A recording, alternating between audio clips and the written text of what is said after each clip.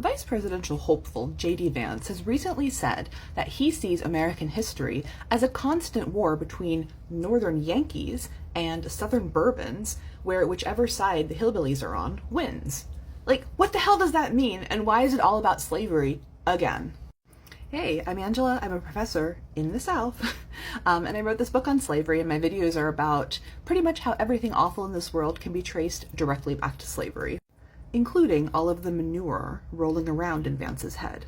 So we've got northern Yankees, southern Bourbons, and hillbillies. Let's discuss. So Vance said that the northern Yankees are the hyper-woke coastal elites. Essentially, if you're for equal rights, you're a northern Yankee. His definition of southern Bourbon was, quote, the same old school southern folks that have been around and influential in this country for 200 years. Essentially, Confederates, right? He's talking about the secessionist traders, and he sees himself on the side of the enslavers. Just to be clear, that's the bad guys, right? So before I get into the issues with this crazy division, let's not forget Vance's hillbillies.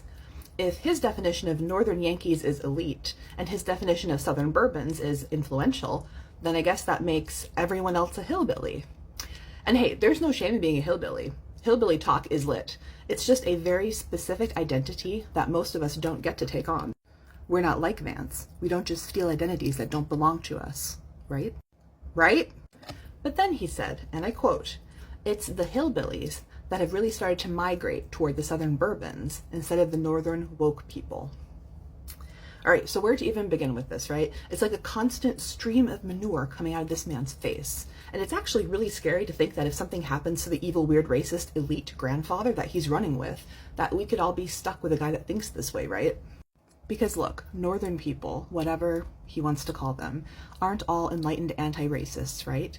Even back during the Civil War, there were plenty of northern elites, you know, the kind like the guy that Vance is running with, who were not only happy to profit from slavery and racism, but who actively manufactured it so that they could have more.